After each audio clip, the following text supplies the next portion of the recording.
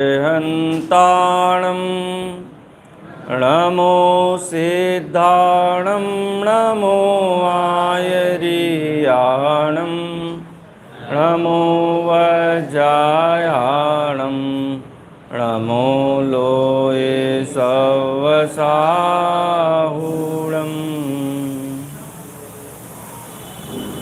हरिहंत सिद्ध सूर्य उपाध्याय साधु सर्व अर्थ के प्रकाशी मांगलिक उपकारी हैं।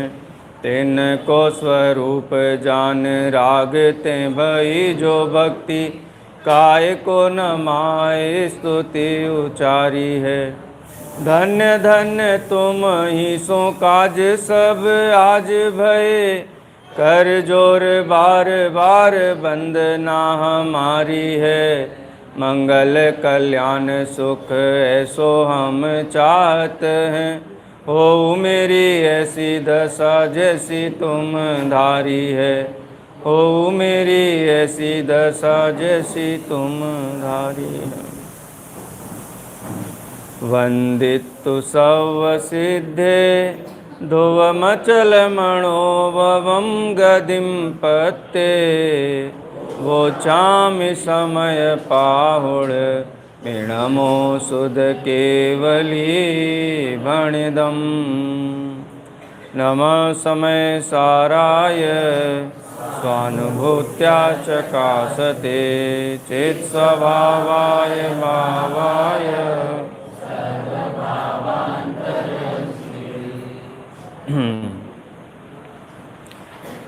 कर्ता कर्म अधिकार में चर्चा अपनी चल रही है। आचार्य कुंदकुंद देव की 69वीं और 70वीं गाथा के ऊपर अपना स्वाध्याय आरंभ हुआ। हम लोग मूल गाथाओं से ही चर्चा करेंगे, टीका में नहीं जा रहे हैं। टीका के भाव के ऊपर तो चर्चा रहेगी, लेकिन टीका में नहीं जाएंगे।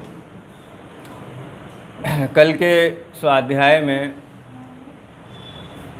अगर हम निकालें, सार निकालें उसका, तो आचार्य कुंदकुंद देव ने ये कहा कि जब तक जीव जानता नहीं है, ठीक ठीक नहीं जानता है, तब तक अज्ञानी रहता है। क्योंकि आप ये देखते होंगे, मिथ्या दृष्टि शब्द का भी प्रयोग किया जाता है और अज्ञानी शब्द का भी प्रयोग किया जाता है। और अज्ञानी शब्द का अर्थ क्या होता है? मिथ्या दृष्टि है। अश्रद्धानी कहना चाहिए ना, अज्ञानी क्यों कहते हैं? क्योंकि अश्रद्धान की जो जड़ है ना, वो अज्ञान में छिपी हुई। हम लोगों को ऐसा लगता है कि सम्यक दर्शन हो जाएगा तो सब काम हो जाएगा, ज्ञान भी सही सही हो जाएगा। तो ज्ञान का उद्यम क्यों किया जाए, ऐसा लगता है ना, हैं? और इधर भी ये भी लगता है कि इतना स्वाध्याय किया, इतना पढ़ा, इतना लिखा, इतना सुना, और सम्यक दर्शन नहीं होता है।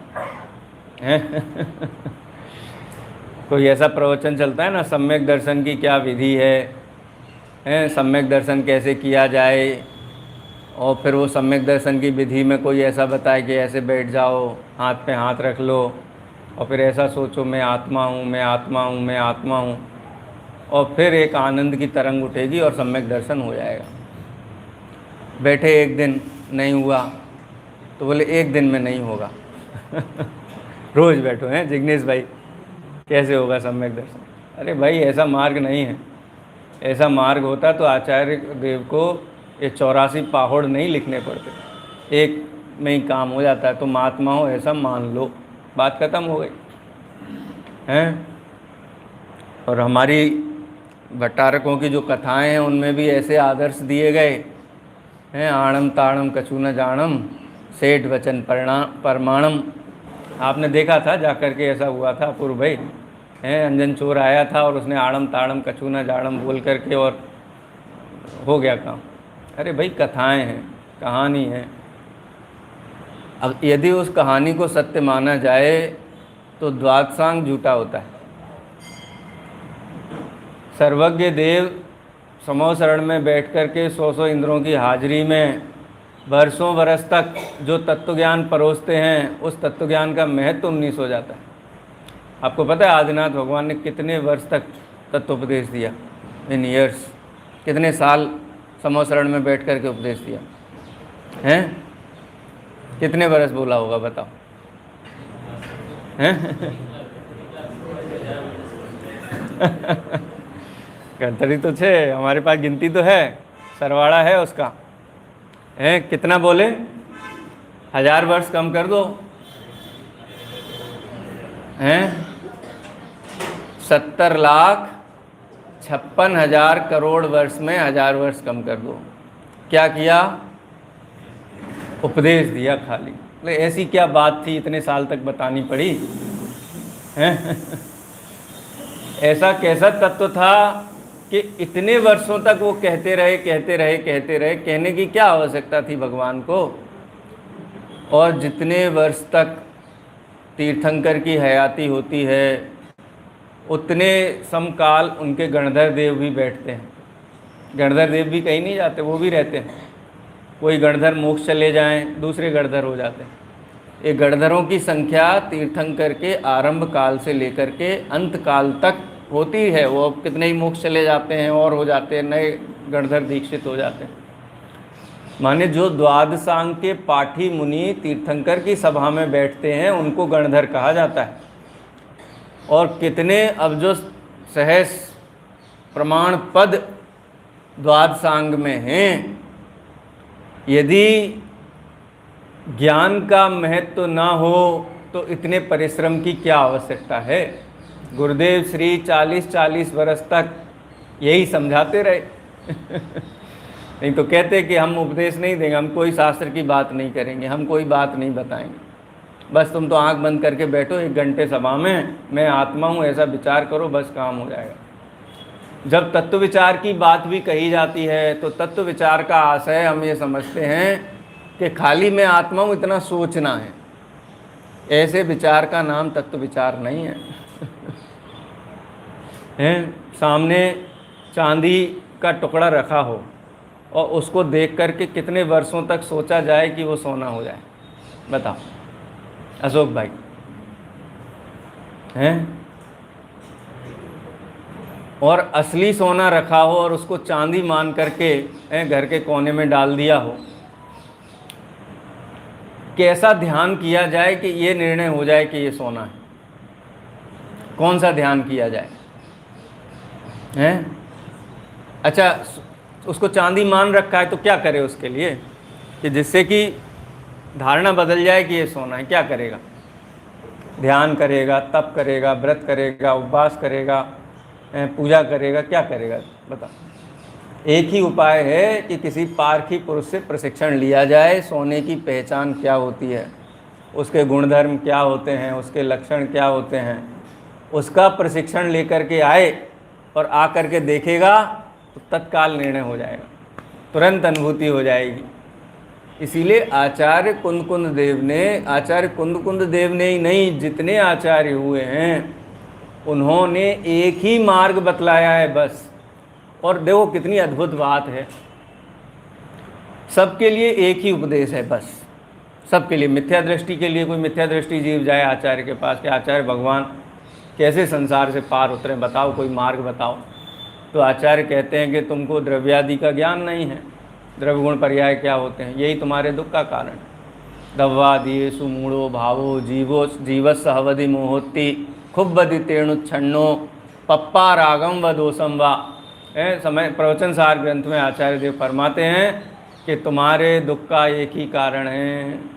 क्या कारण है? तुमको स्वद्रव्य पर द्रव्य की पहचान नहीं है, तुमको स्वगुण पर गुणों की पहचान नहीं है, तुमको स्व पर्याय और पर पर्याय की पहचान नहीं है। पर्याय क्या होती है, इस विश्व कैसे परिणमित होता है, इसकी तुम्हें पहचान नहीं।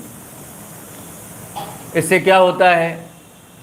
इससे क्षोभ रहता है, मन में क्या बना रहता है, अब क्या होगा, अब क्या होगा, ये नहीं मिलेगा तो क्या होगा, वो नहीं मिलेगा तो क्या होगा। अच्छा, सिद्ध भगवान को क्षोभ रहता है कि नहीं रहता है? थोड़ा बहुत। क्यों नहीं रहता उनको क्षोभ?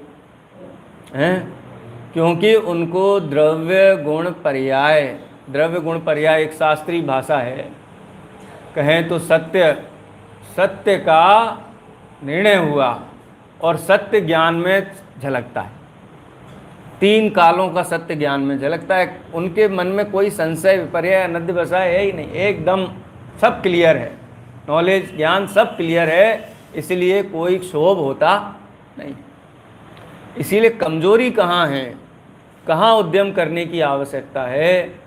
उद्यम एक ही चाहिए, आचार्यों ने जो वस्तु का स्वरूप बताया है उसका भली भांति अभ्यास करना, शास्त्र से अभ्यास करना, कक्षा में अभ्यास करना, प्रश्नोत्तरी में अभ्यास करना, साधर्मी से चर्चा में अभ्यास करना। इस अभ्यास की ही मुख्यता है जिन शासन में। बस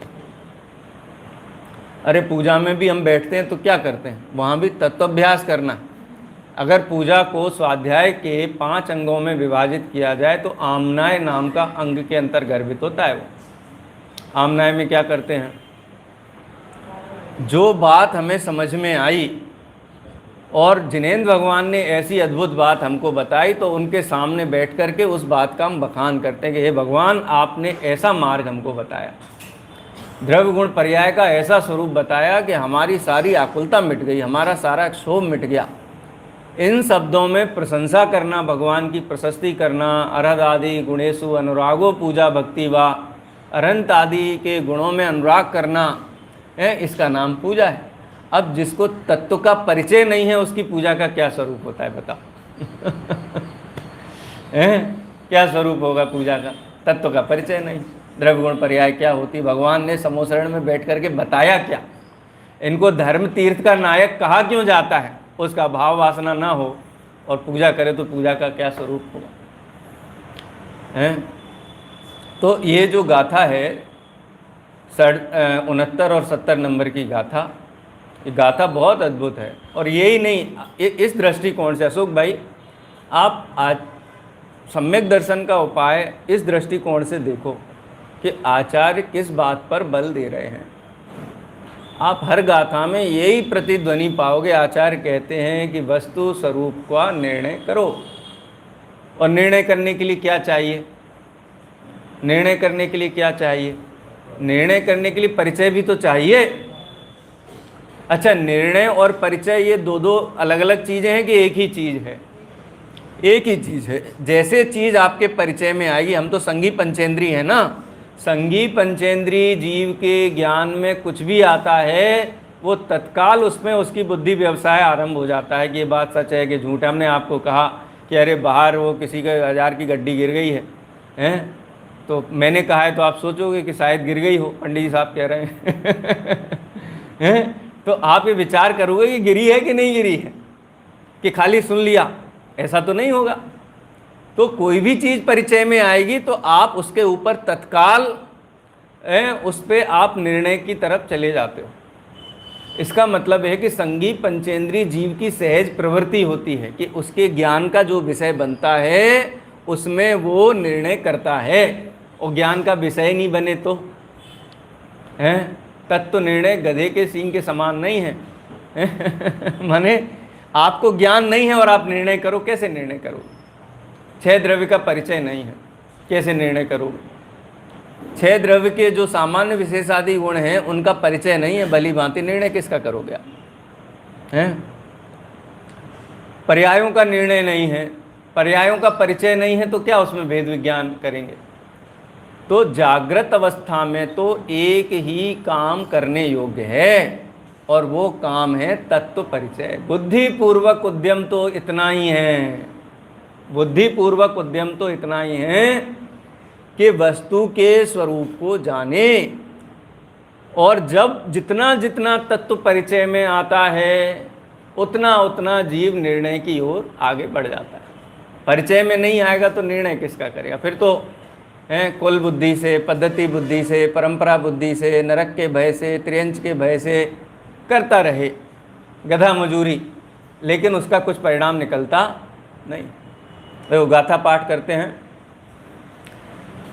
जावण वेदि विशेषण तरंतु आदासवाण दोन्नम्पि अन्नानि तावदुसो कोहादिषु वट्टदे जीवो कोहादिषु वट्टन्तस्य तस्य कम्मस्य संचयो होदि विवस्सेवं बन्धो भणिदो खलु सवदरे सिहिम। गुजराती में करिए पाठ।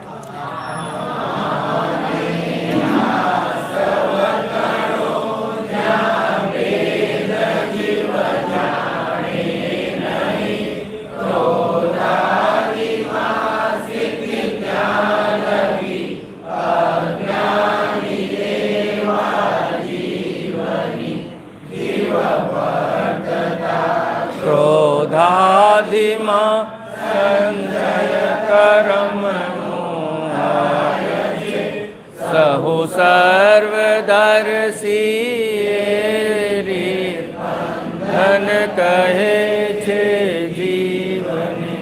वो पूरा 360 डिग्री सर्कल है गाथा में, पूरा है 360 डिग्री का पूरा सर्कल है।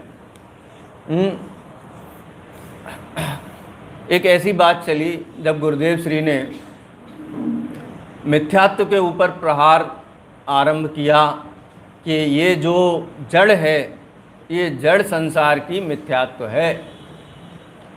और गुरुदेव श्री ने कोई अपनी तरफ से बात नहीं कही है, कोई नया निकाला हो, ये नया सिद्धांत नहीं है, ये अनादि निधन सिद्धांत है कि जीव यदि दुखी है तो अज्ञान के कारण है, मिथ्यात्व के कारण है। और जब तक मिथ्यात्व के अभाव का उपाय नहीं करेगा तब तक कुछ होने वाला नहीं, कुछ होने वाला नहीं है। माने वही कहना चाहिए संसार परिभ्रमण 5 परावर्तन चालू रहने वाले हैं। थोड़े काल के लिए संगी पंचेंद्रीपना मिलेगा बीच बीच में, थोड़े काल के लिए 2 इंद्री 3 इंद्री 4 इंद्री हैं, पंचेंद्री पर्याय मिलेंगी, लेकिन मोटा भाग तो बड़ा भाग तो एक इंद्री ही रहेगा जब तक क्या नहीं करेगा, मिथ्यात्व के अभाव का उपाय नहीं करेगा। अब गुरुदेव श्री का विरोध करना था लोगों को, तो क्या कहना प्रारंभ किया कि मिथ्यात्व तो अकिंचित करें, मिथ्यात्व तो कुछ होता ही नहीं है। बड़ी बड़ी किताबें लिखी गई हैं इस पे, मिथ्यात्व अकिंचित करें, मिथ्यात्व की कोई भूमिका है ही नहीं, मिथ्यात्व नाम की कोई चीज़ होती नहीं है, ये तो फालतू की बात है, मिथ्यात्व है। अरे भाई, सारा जो अपराध है, सारा जो खेल है वो कसायों का है, मिथ्यात्व का कुछ नहीं। मिथ्यात्व से क्या होता है बताओ हैं? और कैसी युक्तियाँ कि शास्त्र में 4 प्रकार के बंध बतलाए हैं। देखो अब यहीं पे देखो, बंध की बात है ना, 4 प्रकार के बंध बतलाए हैं। कौन कौन से? प्रदेश बंध। प्रदेश बंध का मतलब क्या होता है कि जीव की जो भी परिणति परिणाम हैं, जो जीव के आत्म प्रदेशों का परिस्पंदन है, मन वचन काय के निमित्त से होने वाले आत्म प्रदेशों के कंपन को, हलन चलन को योग कहते हैं। और उस योग के निमित्त से पुद्गल कारमाण वर्गणाओं का क्या होता है? आश्रव होता है, आश्रव होता है।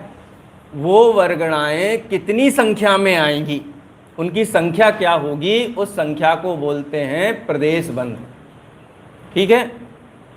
जिन कारमाण वर्गणाओं के साथ में जीव का जो एक क्षेत्र अवगाह संबंध होता है, तो कितनी वर्गणाएं आएंगी, उन वर्गणाओं की मात्रा को कहते हैं प्रदेश बंध। ठीक है। किसके निमित्त से होता है? कि वो योग के निमित्त से होता है। और प्रकृति बंध में भी योग ही निमित्त है।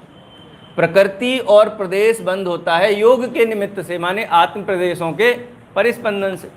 तो क्या करें प्रकृति और प्रदेश बंध रोकने के लिए? हिलना चलना, हलन चलन बोला ना, हलना चलना आत्म प्रदेशों में परिस्पंदन का मतलब और बतलाऊं मैं आपको विशेष, कि आत्मा के मध्य भाग के जो 8 प्रदेश हैं ना, जिनको रुचक प्रदेश कहते हैं, उनके अलावा सारे प्रदेश अस्थिर होते हैं। संसारी जीव के अस्थिर होते हैं, माने आप ऐसे बैठ जाओगे तो एकदम तो हलन चलन रुक जाएगा, ऐसा नहीं है। अरे सबसे ज़्यादा परिस्पंदन तो अरहंत भगवान में होता है। प्रति समय बहुत प्रशस्त पुण्य प्रकृतियों का एरिया पथाश्रव करते हैं अरहंत भगवान। माने उनको प्रकृति और प्रदेश बंध होता है। प्रदेश और प्रकृति बंध तो बंध शब्द का उपचार से प्रयोग किया गया है शास्त्र में। ऐसा नहीं कि बंध नहीं, बंध शब्द का भी प्रयोग किया उपचार से, क्योंकि उनका आना और अगले समय ही उनका खिर जाना ऐसा चलता रहता है, उनमें स्थिति नहीं होता है। और अनुभाग किस जाति का अनुभाग नहीं है? किस जाति का अनुभाग नहीं है? जो मोहराग द्वेष में निमित्तक अनुभाग है वो नहीं है। उपचार से अनुभाग भी कहा है, क्योंकि इतना सारा समोसरण की संरचना और ये सारा पुण्य का उदय ये आपके लिए वीवीआईपी अरेंजमेंट नहीं है, ये तीर्थंकर का पर्सनल उदय है। उनके पुण्य के, महान पुण्य के उदय से ये सारी व्यवस्थाएं बनती है। हमारा भी पुण्य का उदय है। जैसे पिता बहुत धन अर्जित करता है तो पिता के पुण्य का उदय है कि नहीं है? पिता के भी पुण्य का उदय है। और जो संतति है, संतान है, उसको भी अनुकूलताएं मिलती हैं तो उसका भी पुण्य का उदय, दोनों का पुण्य का उदय है। तो तीर्थंकर प्रभु के पुण्य के उदय से ये सारी जो रचनाएं बनती हैं तो वो सब इर्यापत आश्रय होता है। वो उसमें निमित्त क्या है? प्रकृति और प्रदेश बंध में निमित्त होता है योग। और शास्त्र में दो बंध और बताए हैं, स्थिति बंध और अनुभाग बंध। स्थिति बंध किसे कहते हैं? कि कोई भी मेहमान घर में आया है तो कितने टाइम रहेगा घर में, हैं? अभी तो रिजर्वेशन करा के ही आते हैं ना, तो अपने को स्थिति पता होती है। पहले पता नहीं होती थी, इसलिए पहले बोलते थे अतिथि, हैं? अब हमने अतिथि को निकाल दिया, अब गेस्ट बोलते हैं। अतिथि का मतलब कब आएगा नहीं पता, और आकर के किस तिथि को जाएगा नहीं पता, तो अतिथि बोलते थे। आने की तिथि का पता नहीं और जाने की तिथि का पता नहीं, हैं? ऐसे ही ये जो कर्म आया है ये कितने काल तक रहेगा साथ में, उसको क्या कहते हैं? स्थिति बंध। स्थिति बंध कितने टाइम तक रहेगा साथ में, इसको कहते हैं स्थिति बंध। और रहेगा तो हमको कितना सुख देगा और कितना डिस्टर्ब करेगा, ये हो गया अनुभाग बंध। मेहमान घर में आए तो हलन चलन होता है कि नहीं? थोड़ा बहुत है कि नॉर्मल चलता है? नॉर्मल तो नहीं चलता है। जिग्नेश भाई बोल रहे हैं, जिग्नेश भाई मतलब बहुत प्रसन्नचित होकर के अतिथियों को रखते हैं तो घर में उल्लास रौनक बनी रहती है। घर में कोई आता है ना तो एक अलग वातावरण होता है, प्रसन्नता का वातावरण होता है। पति पत्नी वैसे झगड़ते हों लेकिन मेहमान आएगा तो झगड़ा नहीं होगा। माने अपन मेहमान की निंदा क्यों करें, अपन तो प्रशंसा ही करें ना। विनोद भाई, तो मेहमान आता है तो घर में थोड़ा रौनक बनी रहती है। तो वो हो गया उसका अनुभाग। दोनों ही चीज़ें हो गई ना। स्थिति कितने समय तक रुकेगा ये हो गया स्थिति, और क्या करेगा, क्या उसका परिणाम होगा, उससे क्या वातावरण कैसा बनेगा, ये सब हो गया उसका अनुभाग। और स्थिति अनुभाग में जो निमित्त बताया है उसको वो कसाय को बताया। कसाय योग से होता है प्रकृति प्रदेश और कसाय से होता है स्थिति और अनुभाग। जितने अंशों में कसाय घटती है उतने अंशों में स्थिति घटती है कर्मों की। ये बहुत ज़बरदस्त विज्ञान है, ये साइंस है, ये समझने जैसा विषय है। विषय में अब कर्ता कर्म अधिकार पे मुझे चर्चा करनी है, नहीं तो ये कर्णन योग की दृष्टि है ना, ये समय सार को इतना पुष्ट करती है। और वास्तव में देखा जाए तो कर्णन योग ही नहीं, चारों अनुयोगों से वस्तु स्वरूप की सिद्धि होती। चारों अनुयोगों से अगर आपको ठीक ठीक से कर्म सिद्धांत समझ में आ जाए तो समय सार बहुत सरल हो जाए। जिनको समय सार कठिन लगता है ना उनको कर्म सिद्धांत ख्याल में नहीं। आचार्य कुंद देव ने समय सार प्रवचन सार ग्रंथ लिखे ही इसलिए थे कि लोग कर्म के आधार पर ही सारा का सारा वो मानते थे, वो आत्मा को गौण कर दिया था। तो उन्होंने कर्म सिद्धांत से समझाया कि आत्मा मुख्य है कर्म सिद्धांत में भी। खैर, 4 प्रकार का बंध कौन कौन सा? बोलिए बोलिए। स्थिति, प्रकृति, प्रदेश, प्रकृति, स्थिति और अनुभाग। प्रदेश बंध का मतलब क्या होता है? प्रदेश बंध का मतलब कितने कर्म परमाणु आत्म प्रदेशों में आएंगे, इस संख्या को बोलते हैं प्रदेश बंध। ठीक है। और वो क्या, उनका चेहरा मोहरा क्या होगा, क्या काम करेंगे, क्या फंक्शनिंग करेंगे, उनका स्वभाव क्या होगा, इसको बोलते हैं प्रकृति बंध। और ये सारा का सारा उससे ही हो जाता है काम। किससे? योगों के परिस्पंदन से, आत्म प्रदेशों के हलन चलन से सारा काम हो जाता है। और स्थिति अनुभाग बंद होता है कसाय से। तो ये कहा गया कि भैया सारा का सारा कष्ट देने वाले तो योग और कसाय हैं, तुम मिथ्यात्व के पीछे वैसे ही पड़े हुए हो। तुमको तो कर्मों से ही छूटना है ना, तो कर्मों से छूटना है तो योगों पे कंट्रोल करो, और कर्मों से छूटना है तो कसाय को मंद करो, हैं, क्रोध मत करो, मान मत करो, माया मत करो, लोभ मत करो, कसाय मत करो, हैं, कसाय मत करो। दो ही काम करना है, कसाय जितनी हो सके मंद रखो खींच करके, और ज़्यादा हलो चलो मत, थोड़ा मेडिटेशन करो, बैठो, योगा लगाओ, हैं। इससे क्या होगा, इससे प्रकृति, प्रदेश, स्थिति, अनुभाग बंद नहीं होंगे, और बंद नहीं होगा तो मोक्ष हो जाएगा धीरे धीरे धीरे धीरे। सीधी सीधी बात है ना। इसके इस मिस इंटरप्रिटेशन के आधार पर यह कहा गया कि मिथ्यात्व तो कुछ होता ही नहीं है, ये मिथ्यात्व का ढोल तो ऐसे ही पीटा जाता है। और यहाँ आचार्य देव क्या कह रहे हैं 69-70 गाथा में, क्या कह रहे हैं?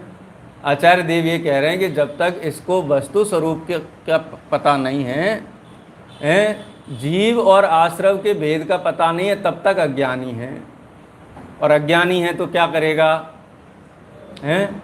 अज्ञानी है तो क्या करेगा? अज्ञानी होगा तो क्रोधादि कसाएं उत्पन्न होंगी, और क्रोधादि कसाय उत्पन्न होने से देखो गाथा में ही देखते हैं, जावण वेदी विशेषंतरम तू आदासवाण दौन्नम्पी। दौन्नम्पी माने दोनों का, आत्मा और आश्रव के भेद को, विशेष को जानता नहीं है। न वेदी, जानता नहीं। गाथा कठिन है क्या? ये गुजराती है, आपको पता है? ये गुजराती भाषा है।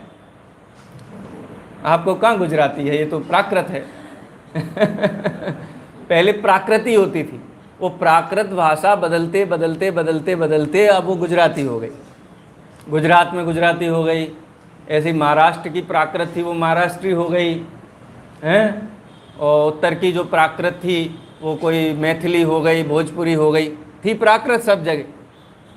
ये मूल भाषा प्राकृत है, जन सामान्य की भाषा, इसको बोलते हैं प्राकृत। इसलिए आपको लगता होगा थोड़ा थोड़ा गुजराती का टच है इसमें, कई कई शब्दों में, हैं? जावण वेदी विशेषंतरंतु आदासवाण दौन्नम्पी अन्नानीता वधुसो। तब तक जीव क्या रहता है? अज्ञानी रहता है। और जब तक अज्ञानी रहता है तभी इसको कसाय होती है। अगर अज्ञानी ना हो तो कसाय भी ना हो। अब अज्ञान की भी दो परिभाषाएं हैं। एक तो अज्ञान होता है वस्तु के अनिश्चय रूप अज्ञान। इसको जीव क्या है, पुद्गल क्या है, धर्म क्या है, अधर्म क्या है, आकाश क्या है, काल क्या है, इनके स्वरूप के संबंध में गड़बड़ी है। शरीर को जीव माने, जीव को शरीर माने, एक तो ये गड़बड़ी हो गई। और दूसरा अज्ञान कहा है, जो संवर अधिकार में कहा आचार्य देव ने, ज्ञान का हीन परिणमन। ज्ञान का हीन परिणमन, जब तक जीव सर्वज्ञ नहीं हो जाता, केवल ज्ञानी नहीं हो जाता, अथवा जीव पूरी तरीके से द्रव्य गुण पर्याय के स्वरूप में स्थिर नहीं हो जाता, जो 11वें 12वें गुण स्थान में होता है, तब तक जीव को क्रोधादि होते हैं।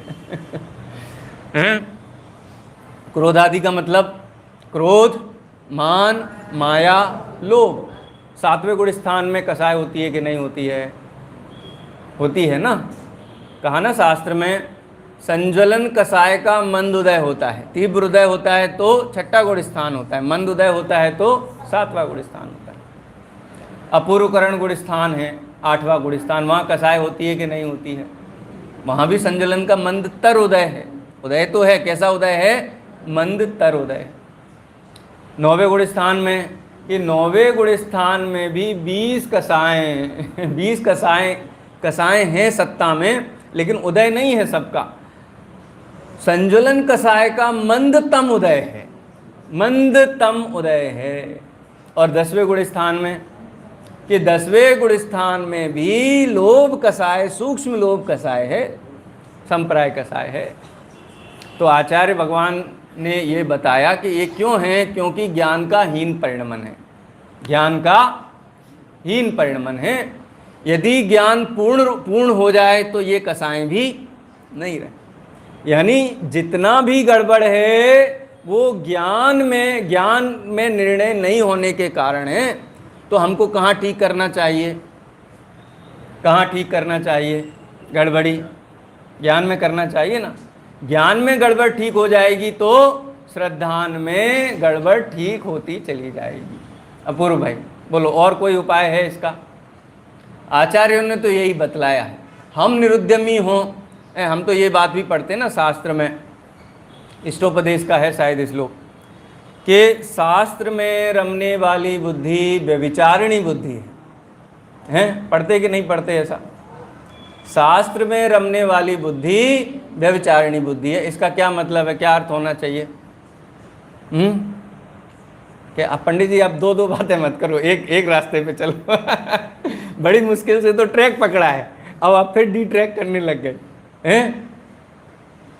आचार्यों ने ये कहा कि शास्त्र में रमने वाली बुद्धि व्यभिचारिणी बुद्धि है। बहुत शास्त्र पढ़ने से, बहुत शास्त्र पढ़े आत्मा को न जाने, तो पूरा का पूरा ये शास्त्र पढ़ना ये पूरा गधा मजूरी है। जैसे कोई गधा है पीठ पर हजारों शास्त्रों का बोझ लाद करके चलता है, ऐसे ही कोई पंडित बहुत सारे शास्त्रों का स्मरण करके और बहुत सारे शास्त्रों का याद करके उनका कंठस्थ करके और फिरता है, तो दोनों में कोई अंतर नहीं। ये बात भी शास्त्र की, और आचार्य कुनकुन देव ने भी गाथाओं में ये बातें कही हैं, बहुत शास्त्र पढ़े और आत्मा को न जाने तो शास्त्र पढ़ने का क्या अर्थ है? कोई लाभकारी नहीं। तो शास्त्रों में रमने वाली बुद्धि व्यभिचारिणी बुद्धि है। इसका मतलब क्या है? इसका आशय क्या है? इसका आशय ये है कि जिसने आत्मा के लक्ष्य से शास्त्र पढ़े उसका शास्त्र पढ़ना कार्यकारी है, और जिसने शास्त्र पढ़ने के लिए शास्त्र पढ़े उसकी बुद्धि व्यभिचारिणी।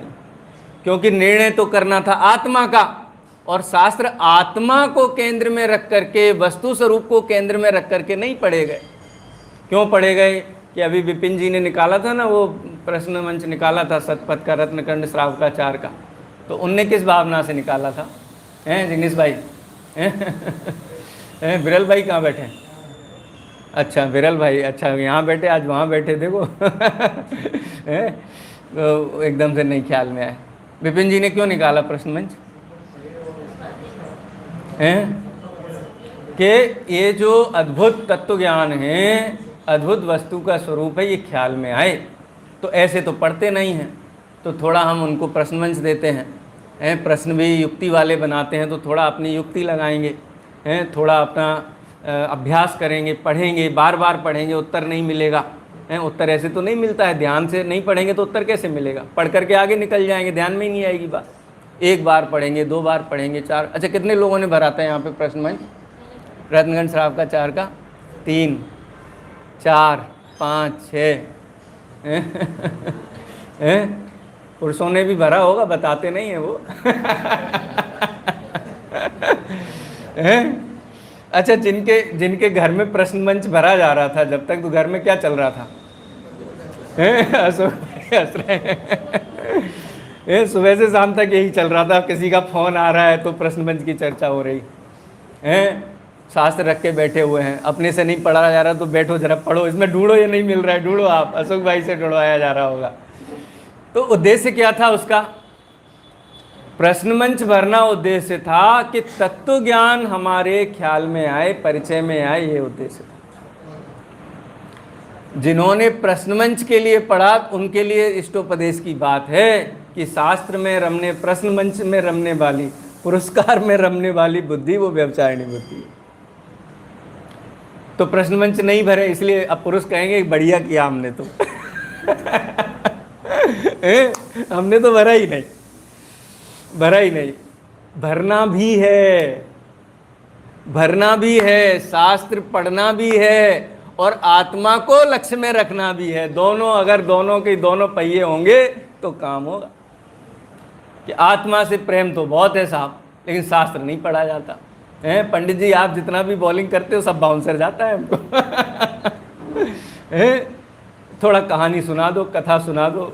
अरे भाई कथा कहानी आप जाके 3 घंटे फिल्म देख के आना, आप कथा कहानी सुननी हो तो आप उसके लिए शास्त्र सभा में मत आओ आप, हैं देखाओ, छूट है कोई बात नहीं, लेकिन शास्त्र सभा में बैठो तो एक ही लक्ष्य रखना कि पंडित जी साहब शास्त्र के अलावा कोई दूसरी बात हमको नहीं चाहिए। जिससे कॉन्सेप्ट क्लियर हो जैन दर्शन के, मूल तत्व ज्ञान की जो बात है वो हमको क्लियर हो, उसके अलावा हमको बड़ी मुश्किल से 45 मिनट बैठ पाते हैं यहाँ पे। आपको लगता होगा, आप तो ऊपर बैठे हो, हैं हंसते रहते हो, हम कैसे बैठे हैं नीचे हम जानते हैं।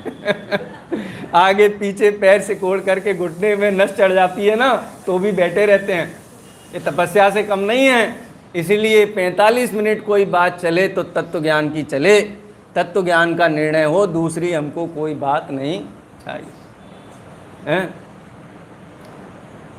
शास्त्र पढ़कर के वस्तु स्वरूप का निर्णय होता है, तो वस्तु स्वरूप के निर्णय के लिए पढ़ा गया शास्त्र, ये तो पुण्य भाव है, ये तो मोक्ष मार्ग का समझ लो कि सूत्रपात है, मोक्ष मार्ग का उद्घाटन है। लेकिन शास्त्र किसी अन्य प्रयोजन से पढ़ा गया है तो समझ लो कि वो व्यभिचारिणी बुद्धि की कैटेगरी में जाता है। ये जैन धर्म तो इतना महान है कि यहाँ तो भोजन करने को भी बहुत बड़ा पुण्य कहा गया है।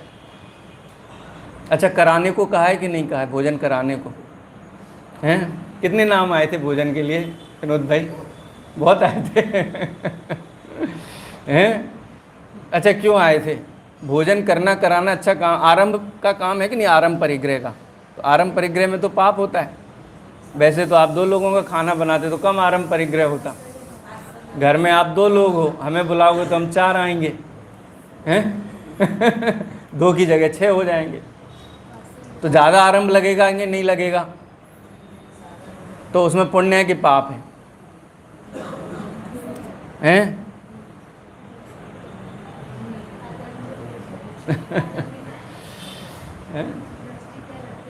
भोजन करना भी पुण्य है, हैं? भोजन करना भी पुण्य है। यदि आराधना के लिए भोजन ग्रहण किया गया है तो भोजन ग्रहण करना भी पुण्य है। शरीर के पोषण के लिए ग्रहण किया गया है तो भोजन करना पाप। शरीर के पोषण के लिए औषधि ग्रहण की गई है तो पाप है, और आराधना निर्विघ्न चले इसके लिए औषधि ग्रहण की गई है तो पुण्य है। ये शास्त्रों की बात है, मैं अपनी तरफ से नहीं कह रहा, मेरे फॉर्मूला नहीं है, ये सब आचार्यों के फॉर्मूला हैं। ले तप बढ़ावन हेत नहीं तन पोसते हैं तजी अघन को। और आहार दान का फल तो ये कहा है कि जीव एक आहार दान का फल इतना है कि जीव को करोड़ों करोड़ों वर्ष तक काम नहीं करना पड़ेगा और उसकी सारी व्यवस्थाएं बनी रहेंगी, लौकिक व्यवस्थाएं। इतना फल का है पुण्य। कितना पुण्य होता है भोजन कराने में? एक बार आहार दिया जाए तो उस आहार दान का फल इतना है कि भोग भूमि में पैदा होता है। वहाँ ना कपड़े की चिंता, ना भोजन की चिंता, ना भवन की चिंता, ना मान सम्मान की चिंता। बहुत बहुत बहुत सब जीव क्या बोलते हैं उसको, क्या बोलते हैं, समाजवाद होता है ना, सब एक जैसे, सबकी एक जैसी व्यवस्था। तो इसके लिए आहार देना, इसके लिए आहार करना कि इसके लिए किया गया आहार पाप का कारण। अद्भुत बात है। एक तरफ तो कहते हो कि पुण्य का बंद होता है और दूसरी तरफ कहते हो इसके लिए दोगे तो पाप का बंद होगा। देखो, सब नियत का खेल है, सब नियत का खेल है। आपने किस नियत से कौन सा कार्य किया है, कोर्ट में भी न्यायालय में भी जज इस बात के आधार पर डिसीजन देता है कि इंटेंशन क्या था, मोटिव क्या था, जानबूझ करके अपराध किया गया है या फिर अपने आप अपराध हो गया है, अथवा किसी के हित में अपराध किया गया था। इसके आधार पर कि वो ये अपराध नहीं करता तो हजारों लोगों की जान दांव पे लग जाती है। पुलिस वालों को गोली मारने का अधिकार क्यों दिया? बता, गोली मारना पुण्य है कि पाप है? पुण्य पाप की कैटेगरी में नहीं आएगा। अपराध है कि सेवा है?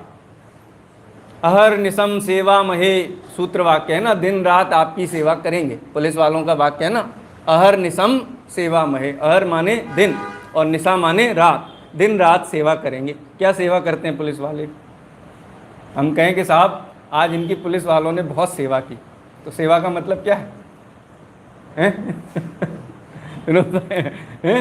अपूर्व भाई, क्या सेवा करते पुलिस वाले? आ रहा है ख्याल में? क्या सेवा करते हैं? दिन रात सेवा करते हैं। क्या सेवा करते हैं? बोले डंडे बजाते हैं।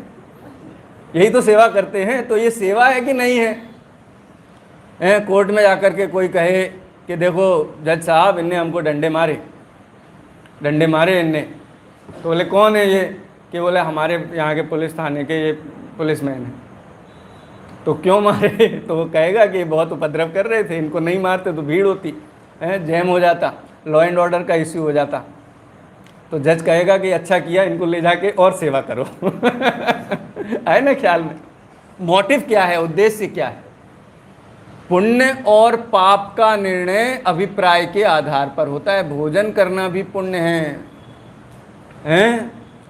ये जितने साधर्मी वात्सल्य जो 8 गुण बताए हैं ना, ये राग भाव होते हुए भी इनसे बहुत उत्कृष्ट पुण्य का बंध होता है, क्योंकि हम साधर्मी की सेवा नहीं कर रहे हैं, हम साधर्मी के मोक्ष मार्ग की सेवा कर रहे हैं। हम शरीर की सेवा नहीं कर रहे हैं, हम अपनी निर्विघ्न आराधना की सेवा कर रहे हैं। बड़े पंडित साहब कहते थे कि देह के लक्ष्य से लिया गया भोजन पाप बंध का कारण है, और आराधना के लिए लिया गया भोजन ये पुण्य का कारण है। और आराधना के लिए भोजन कैसा होगा बताओ? हैं?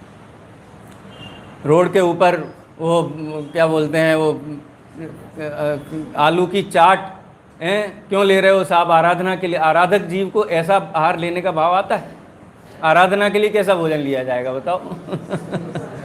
हैं? आराधना के लिए तो आराधना के लिया गया भोजन पुण्य का कारण है, तो आराधक का भोजन कैसा हो जाएगा? ऑटोमेटिक सही हो जाएगा, उसको ज़्यादा बुद्धि लगाने की आवश्यकता नहीं है। आराधना के लिया गया भोजन पुण्य का कारण है, आराधना के लिए दिया गया दान पुण्य का कारण है, आराधना के लिए किया गया हर उद्यम पुण्य बंध का कारण है। आप लगा लीजिए क्या क्या उसमें हो सकते हैं, कोई लिमिट नहीं है। का जैना नाम लौकिकी वृत्ति, जैनों की लौकिक वृत्ति कैसी होनी चाहिए, लौकिक व्यवहार कैसा होना चाहिए? ये उनका व्यवहार ऐसा होना चाहिए कि स्वयं की आराधना भी बढ़े और दूसरे की भी आराधना बढ़े। का जैना नाम लौकिकी वृत्ति, यत्र सम्यक्त्व हानिर्ना न चापी व्रत दूषणम, कि जहाँ पर सम्यक्त्व की हानि ना हो, माने सम्यक्त्व का प्रभाव बढ़े, सम्यक्त्व का विकास हो और व्रतों में दूषण ना लगे। व्रत एक ही है जैन धर्म में, अहिंसा। अहिंसा में सारे व्रत गर्भित हैं, और अहिंसा व्रत को दोष ना लगे, यही जैनों की वृत्ति होनी चाहिए। तो ये जो शास्त्र में रमने वाली बुद्धि है, वो इसलिए नहीं कहा कि हम रिजाइन कर दें कि ये बहुत पढ़ने से क्या, और ये प्रवृत्ति चली लोगों में। कैसी प्रवृत्ति की बहुत नहीं पढ़ना शास्त्र, क्यों? बहुत शास्त्र पढ़ने से क्या होगा? शास्त्र में 90% बात तो अप्रयोजनभूत है, ऐसा भी कहते हैं। एक बार समोसरण की चर्चा बहुत विस्तार से चैतन्य धाम में ली थी एक शिविर में, तो बोले पंडित साहब चर्चा तो बहुत बढ़िया है, बहुत सुंदर चर्चा आपने पूरा कैसे उसमें वो होते हैं समोसरण में, उसकी जो दीवारें हैं कैसे उसकी भूमियाँ होती हैं, कैसे उसके परकोटे होते हैं, कैसे चैत्य वृक्ष होते हैं, कैसे दर्पण होते हैं, कैसे नृत्यांगनाएँ वहाँ पर शोभाएँ मान रहती हैं, और जो 12 सभाएँ हैं उन 12 सभाओं में उनसे भवनवासी देवियों से शुरू करके और कैसे वहाँ शोभायमान रहता है, कैसे भगवान की दिव्य ध्वनि कीर्ति। चर्चा तो बहुत बद्दू अप्रयोजनभूत है। हैं? अप्रयोजनभूत है तो हमको नहीं पढ़ना अप्रयोजनभूत हैं। अमिताभ बच्चन आ जाए तो उसको देखना प्रयोजनभूत है कि अप्रयोजनभूत है? भोजन लेने का उद्देश्य तो ये है कि उधर पूर्ति हो, और भोजन में थोड़ा लेट हो गए तो मिठाई ख़त्म हो गई, तो रसोई में जा कर के पूछते हैं कि भाई 6 बची है कि नहीं बची, वो प्रयोजनभूत है। और जिनेंद्र भगवान का इतना अद्भुत शासन, और जिनेंद्र भगवान जिस स्थान पर विराजते हैं उस स्थान का इतना अद्भुत सौंदर्य, वो सब अप्रयोजनभूत है तो अप्रयोजनभूत। लेकिन अप्रयोजनभूत कब है? कि जब ध्रुव त्रिकाली ध्रुव आत्मा उसका विचार चलता हो, उसकी उग्रता हो, उसकी अनुभूति हो, तो सब अप्रयोजनभूत है। फिर तो नए का विकल्प भी अप्रयोजनभूत है, वहाँ तो नए का विकल्प भी करने योग्य नहीं है। लेकिन सार संक्षेप इतना ही है कि शास्त्र पढ़ना बंद नहीं करना है, क्योंकि भेद विज्ञान के लिए वस्तु स्वरूप का परिचय शास्त्र ही कराएंगे बस। और कहीं से और कोई है सोर्स आपके पास परिचय करने का?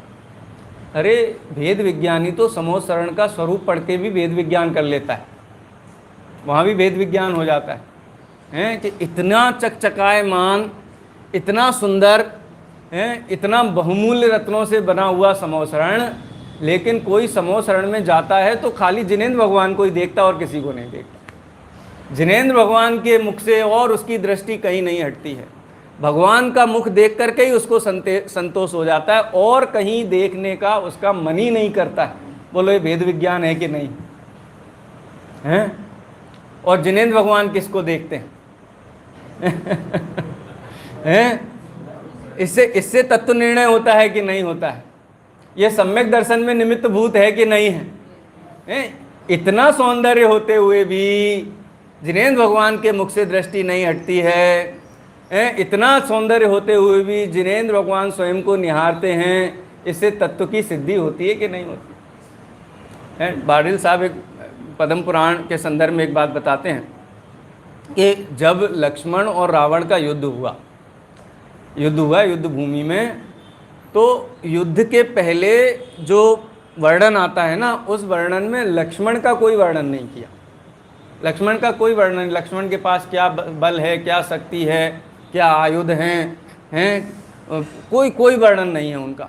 एकमात्र रावण का ही वर्णन है उसमें। रावण क्या, कैसा त्रिखंडी रावण, इतनी रिद्धियों का स्वामी, कितने 16,000 मुकुटबद्ध राजाओं का स्वामी, और उसकी सभा में एक से एक महावीर, एक से एक धनुर्धर, और मतलब जो भी है, और 20-25 पन्नों में रावण का ही वर्णन चलता रहता है। और जब आमने सामने होते हैं लक्ष्मण और रावण, ऐसे रावण को लक्ष्मण ने मारा। बोलो वो 25 पन्ने में किसका यश था, रावण का कि लक्ष्मण का? दृष्टि होनी चाहिए शास्त्र पढ़ने की। पूरा का पूरा द्वादशांग प्रयोजन भूत है, कुछ भी अप्रयोजन भूत नहीं है। पढ़ने की दृष्टि चाहिए, भेद विज्ञान की दृष्टि चाहिए। भेद विज्ञान करने वाला जीव सर्वत्र भेद विज्ञान करता है। और जिसको आलस्य है, शास्त्र पढ़ना नहीं है, तो वो कोटेशन ढूंढेगा शास्त्र में, मंदिर में भी लगा देगा कि शास्त्र में रमने वाली बुद्धि व्यभिचारिणी बुद्धि है। उसका अभिप्राय ये है कि आत्मा के लक्ष्य से शास्त्र का अभ्यास होना चाहिए। तो वस्तु स्वरूप के यथार्थ परिचय के बिना भेद विज्ञान किसमें करे? किसका? हमको व्यापार करना है साहब। किसका? सोने का व्यापार करना है, सोने चांदी का व्यापार करना है, सोने चांदी का। क्या? उसके बढ़िया आभूषण बना के हमको बेचने हैं। अच्छा, कितना पैसा है जेब में? पैसा नहीं है। पैसा नहीं है बिल्कुल भी। अच्छा, तो सोने का व्यापार करने के लिए किसी से सोना लोगे कि नहीं लोगे? उधार, क्रेडिट पे कि साहब हम उधार किसी से नहीं लेते, उधार भी नहीं लेते, हमारे पास भी नहीं, हम उधार भी नहीं लेते। तो व्यापार काहे का करोगे फिर? कि दुकान में बैठ जाएंगे, बढ़िया बोर्ड लगा देंगे, स्वर्णाभूषण का व्यापारी दुकान ऐसा लगा देंगे, बढ़िया दुकान से जाके बैठ जाएंगे, बढ़िया पैम्पलेट छपवा लेंगे, हो जाएगा व्यापार। होना चाहिए ना माल हाथ में। वेद विज्ञान किस में करेंगे? रेत को पेरने से तेल निकलेगा। वस्तु स्वरूप के परिचय के बिना भेद विज्ञान की प्रवृत्ति किसमें हो? वस्तु स्वरूप का परिचय होने पर भेद विज्ञान सहज होता है, सहज होता है, क्योंकि संगी पंचेंद्रीय जीव है। अगर 6 द्रव्य 7 तत्व की बात समझ में आएगी तो भेद विज्ञान भी अपने आप प्रारंभ हो जाएगा। इसलिए बुद्धिपूर्वक किया जाने वाला यदि कोई कार्य है तो वो तत्व परिचय का कार्य है, दत्त चित्त होकर के करना चाहिए। और देखो, मिथ्या दृष्टि जीवों को, अज्ञानी जीवों को तो आचार्य ने ये उपदेश दिया ही। 6ठे 7वें गुणस्थान में रहने वाले मुनियों को भी यही उपदेश दिया है आचार्यों ने। आचार्य कुंद देव ने शाम को अपना प्रवचन सार चलता है ना, प्रवचन सार ग्रंथ में जो अंतिम अधिकार है चरणानुयोग सूचक चूलिका, उसका पहला अंतर अधिकार है आचरण प्रज्ञापन। आचरण प्रज्ञापन में क्या हुआ? आचरण प्रज्ञापन में जो शिष्य था वो वस्तु स्वरूप ज्ञान में आ जाने से वो अत्यंत विरक्त हो गया संसार से। ये बोलते ये तो फालतू का व्यापार है, इसमें तो कुछ फ़ायदा है ही नहीं, दुख के अलावा कुछ मिलता ही नहीं है, और मुझे सुखी होना है, इसलिए आचार्य भगवान मुझे आप दीक्षा दीजिए। और आचार्य ने भी ये कहा कि जब तक जैनेश्वरी दीक्षा धारण नहीं करोगे तब तक तुम सुखी नहीं हो। पड़े वज्जदु सामन्नम जदि इच्छति दुख परिमोक्षम। तो दीक्षा ले ली। अब दीक्षा लेने के बाद में नवदीक्षित जो मुनिराज हैं वो आचार्य महाराज के सामने आकर के बैठ गए और कहा कि महाराज आज्ञा दो, अब हम क्या करें, अब क्या करें, अब क्या किया जाए। बोलो महाराज बनने के बाद क्या करना है, क्या करना है? कि अभी तो परिवार को देखते थे, अब सारे संसार को देखना है, हैं? अभी तो हैं? क्या करना है? तो आचार्य कुंद देव ने पहली गाथा मोक्ष मार्ग प्रज्ञापन की, बहुत अद्भुत गाथा है, और इससे हमें क्या करना है इस बात की दृढ़ता हमें आनी चाहिए। क्या गाथा है कि हे महाराज हम क्या करें, आप हमको बताइए। तो आचार्य कुंद देव कहते हैं, एक गदो समणो, श्रवण को एकाग्र रहना चाहिए। क्या करना चाहिए दीक्षा लेने के बाद? श्रवण को एकाग्र रहना चाहिए। एकाग्र का मतलब क्या होता है? एकाग्र का मतलब क्या होता है? एकाग्र का मतलब होता है मोह राग द्वेष से रहित जो शुद्धोपयोग परिणति है, जहाँ पर एक आत्मा ही ऊर्ध्व रहे, जहाँ पर आत्मा का ज्ञाता दृष्टा भाव ही ऊर्ध्व रहे, उसको बोलते हैं एकाग्रता। साधु को क्या करना चाहिए? एकाग्र रहना चाहिए। एक गदो समणो, श्रवण को एकाग्र रहना चाहिए। अब कोई साधु, नवदीक्षित साधु बोला महाराज एकाग्रता नहीं रहती बहुत समय तक। क्या कहा? एकाग्रता नहीं रहती, क्या करें? हैं? एकाग्रता नहीं रहती। हम कहते हैं ना कि पढ़ना तो चाहिए लेकिन पढ़ने का मन नहीं लगता है, 2 पन्ने पढ़ते हैं नींद आ जाती है। हम तो कहते हैं कई लोगों के बहुत अच्छे हैं शास्त्र, कई लोग कहते हैं हमको नींद नहीं आती रात को। हैं? तो नींद नहीं आती, उनके लिए प्रवचन सबसे बढ़िया है। प्रवचन में बैठोगे तो नींद आएगी। शास्त्र पढ़ोगे तो नींद आएगी। अरे डॉक्टर मरीजों को कहते हैं कि तुमको नींद नहीं आती है, दवाई लो। लोग 1000 2,000 रुपए दे करके डॉक्टर को कंसल्ट करते हैं, काहे के लिए? नींद नहीं आती। और प्रवचन में सहज में नींद आ रही है। डॉक्टर के पास जाने की जरूरत नहीं है। पुण्य देखो, अच्छा नींद पुण्यशाली जीवों को आती है कि पापी जीवों को आती है, बताओ? हैं? हैं? अच्छा आजकल के ज़माने में नींद आना ये पुण्य के उदय से होता है कि पाप के उदय से होता है? अशोक भाई हैं? अरे नहीं, पुण्य के उदय से आती है।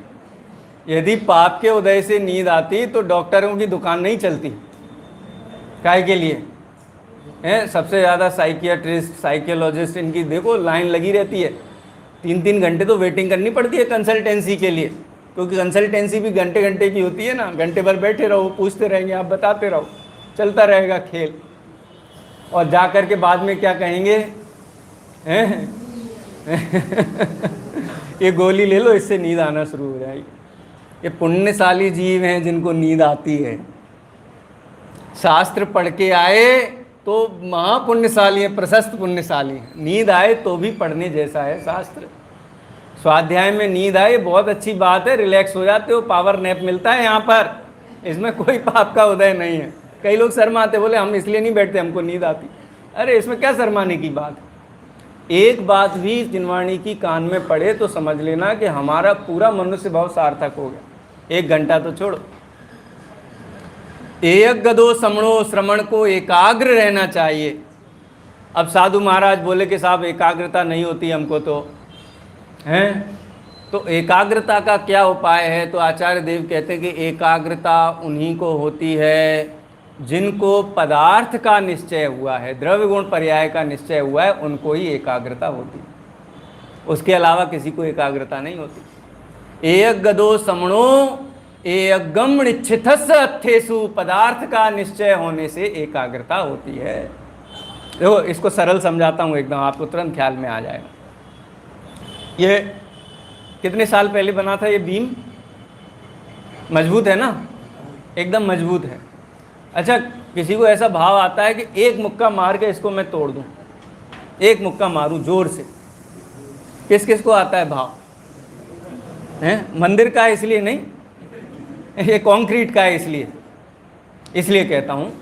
ये इसको मार करके तोड़ने का भाव किसको आता है बताओ? हैं? हाँ टूट जाएगा, ये तो नहीं टूटेगा। तो भाव ही नहीं आता हमको कभी। हमको हमेशा निर्णय, तत्व निर्णय, पक्का तत्व निर्णय खंबे के संबंध में कि इसको मुक्का नहीं मारना है, नहीं मारना चाहिए, हैं, गलती से भी नहीं मारना चाहिए। पक्का निर्णय है कि नहीं है? ये निर्णय क्यों है?